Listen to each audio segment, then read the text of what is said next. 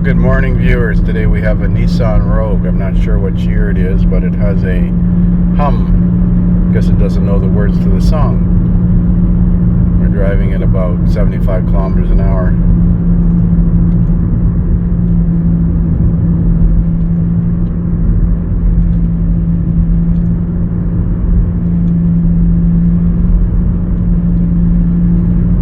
It seems to lessen slightly when turning left. Hard to tell. You know, I could feel a vibration in the steering wheel, high frequency vibration, so that would tend to suggest that it's in the front.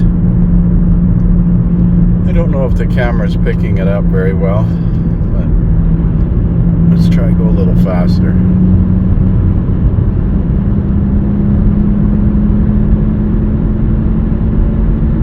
I don't want to start lane changing in front of these vehicles coming down the highway.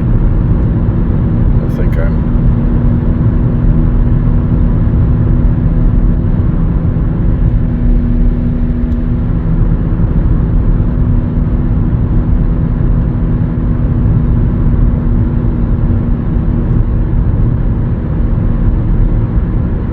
okay, I'm going to turn left.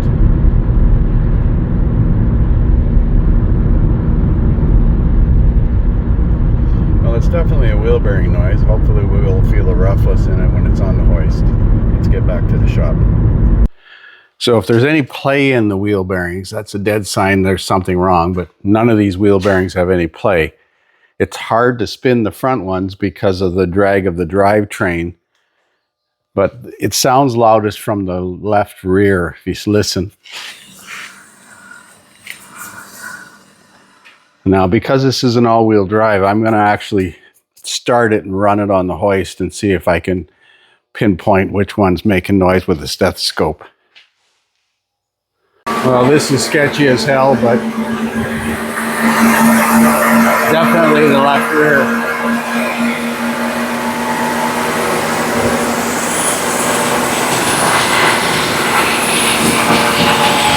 Yeah, definitely the left rear.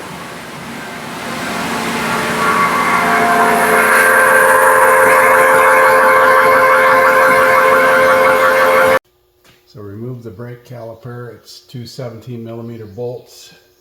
Removed it with the caliper bracket assembly. The brake pads are about 50% worn. And position the parking brake adjuster at about 730 and back off the adjuster by turning it this way.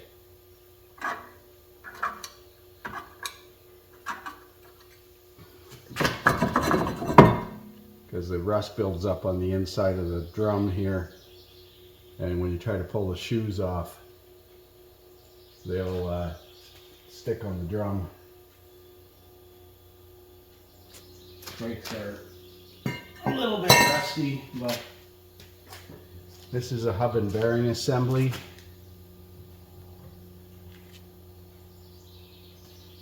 Looks like it's bolted in from the back side. Wonderful.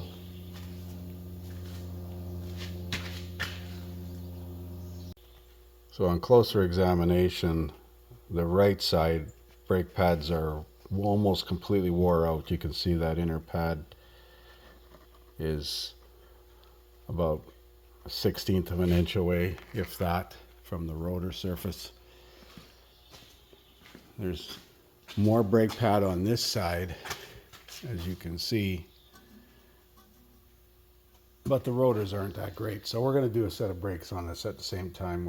We're a third of the way here by doing this side. So I got the parts coming. So there's four 17mm bolts from the back, and they're quite tight. And then this bearing assembly comes off, stuck in the backing plate, so it's hanging by the brake cable here, but it's pretty rough.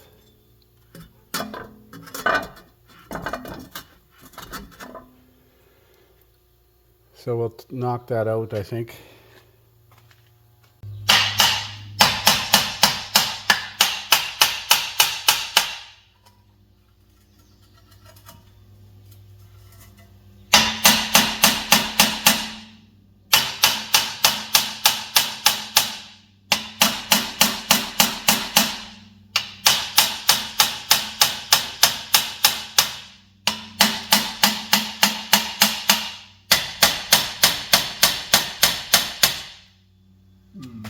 tight.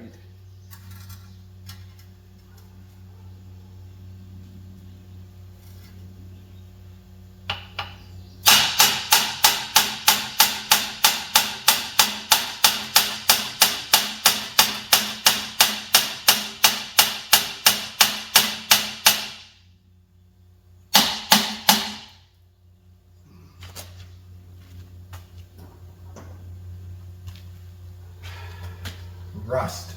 Rust, rust, rust. I wish it was in Texas.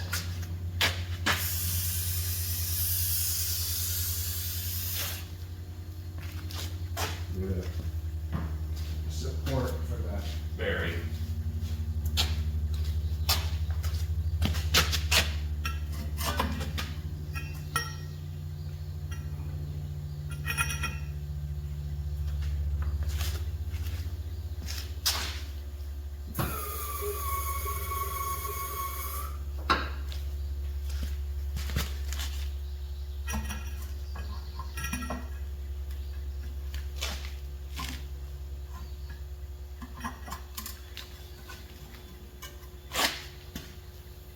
Get a bigger hammer.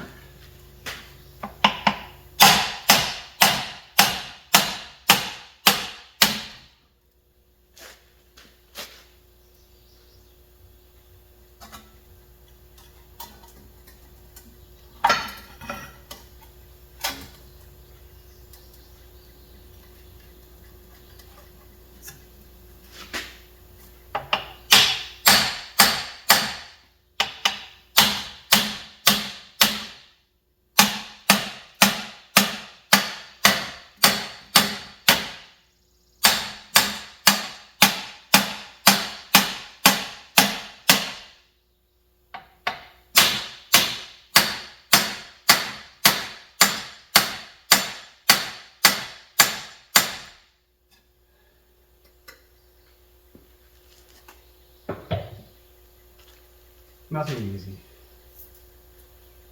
I'm gonna get some heat around here.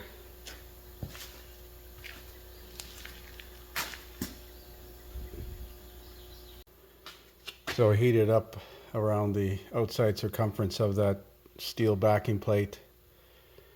So we'll clean this all up and get ready for the new bearing.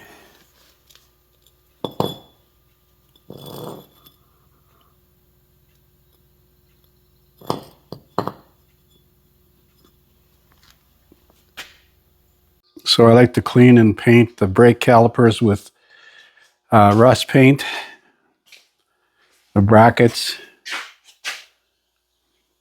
Just makes it look cosmetically better and does help the rust. Scrape the rust out of the bracket perches. And we're going to put new hardware in there as well. So that wheel bearing is not even, and not, these bolts are spaced differently. These two are wider apart than these two. Ask me how I know. So it only goes in one way, and I can't tell you which way it goes. I had it 180 degrees out. You have to put the wheel bearing in the backing plate first, and then push it through. The bolts on the back are 65 foot-pounds. This is 92 or 93 foot-pounds. We're going to put the rotor on and the caliper and stuff, and then torque that bolt. Not that I mean. So adjust the parking brake up until it's tight, and then back it off just until it will turn.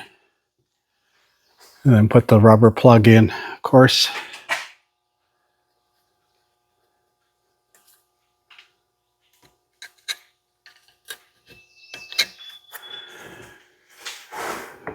And where's the nut? Oh yeah, it's still in here.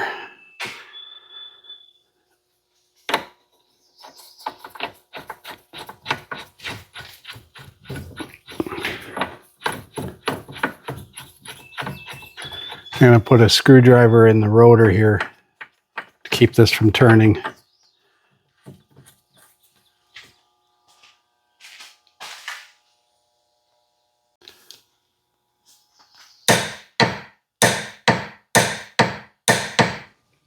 "92 foot-pounds. Put a cotter pin in there.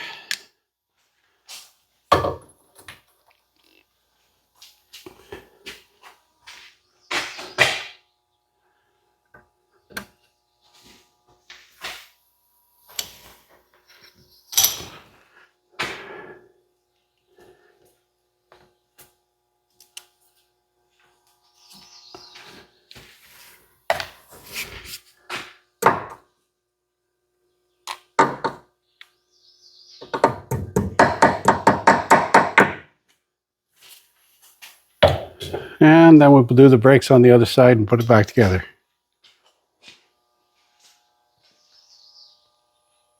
Well, it seems to be quiet now. One of the problems with running it on the hoist is it generates a whole whack of frickin' fault codes, or wheel speed sensor correlation and ABS codes, and traction control codes, and ECM codes. And being a Nissan, it takes forever to do a network scan and a network code clear. So an extra 15 minutes just to do that. But it's always wise to do a network scan and clear all codes after. So that's it for now. Thanks for watching.